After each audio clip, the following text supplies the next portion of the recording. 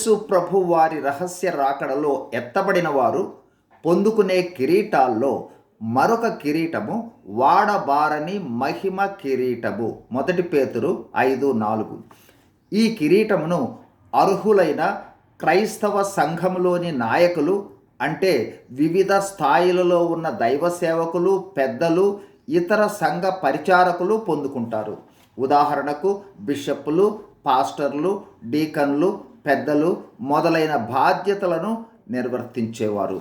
వీరు నిర్వహించే బాధ్యతలు ఏమనగా విశ్వాసులను క్రీస్తు మార్గములోనికి నడిపించుట, ఆత్మీయంగా విశ్వాసులను పోషించుట, విశ్వాసుల పక్షముగా శ్రద్ధ వహించుట, సంఘములో వాక్యమును బోధించుట, సంఘము కోసము ప్రార్థించుట, క్రైస్తవులకు దిశానిర్దేశం చేయుట, ఇలా సంఘ విశ్వాసులకు అనేక విధాలుగా వారి ఆత్మలను కాయు బాధ్యతను కలిగి ఉంటారు.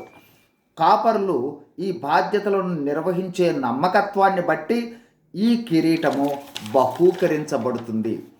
ఈ కిరీటం పొందుకునేవారు వారి బాధ్యతలను 1 దేవుని చిత్త ప్రకారం చేయాలి, 2 ఇష్టపూర్వకంగా చేయాలి, 3 సిద్ధ మనస్సుతో చేయాలి, 4 మరి ముఖ్యంగా మందకు అంటే విశ్వాసులకు మాదిరికరంగా, అంటే తాము దైవ నియమాలు, క్రమాలు, ఆజ్ఞలను పాటించమని బోధించేవాళ్ళుగా ఉండాలి. అయితే వారికి ఉండకూడనివేమనగా విశ్వాసులపై అధికారము, ఆధిపత్యము, బల ప్రయోగాలు చేయకూడదు.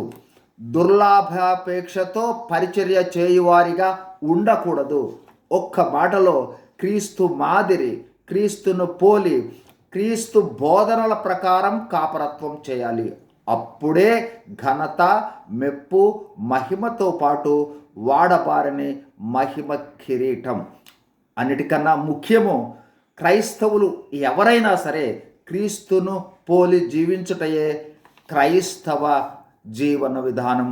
God bless you. Thank you.